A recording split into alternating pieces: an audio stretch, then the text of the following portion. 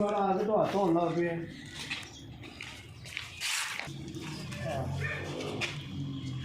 आई साढ़े मकसूद साहब ने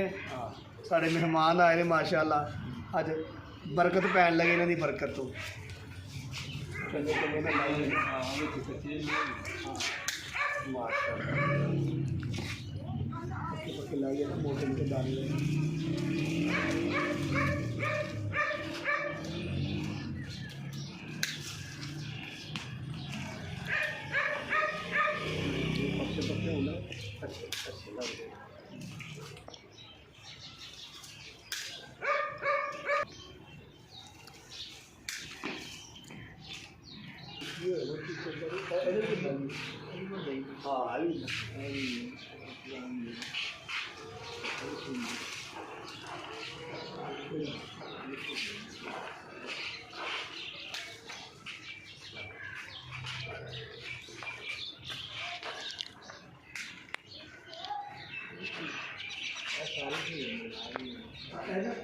जिन्ना पिछू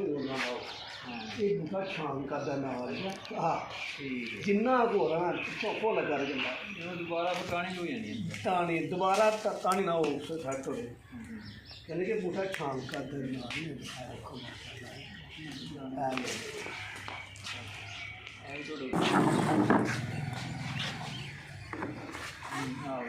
आराम ना वेख तक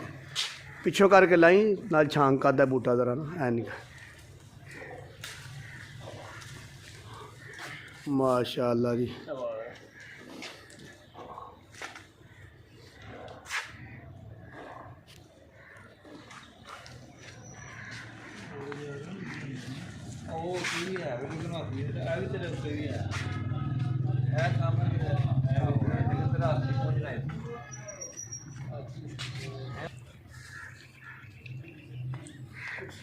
ऐ ना ऐ दाने वे किड्डे सोहने दाने नहीं आवे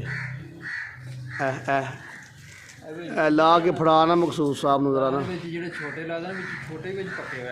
हाँ हाँ छोटे ही पक्के ने माशाअल्लाह मकसूद साहब तुसीं ऐ लाओ हाँ फड़ के दाना ऐ खिच्चो हाँ जरा हाँ ला लो ला लो ला लो हाँ इंज वाह जी वाह दाने सोहने ने भाई अभी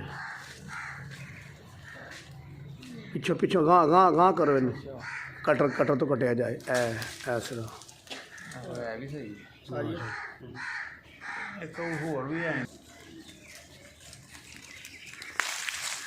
वाह जी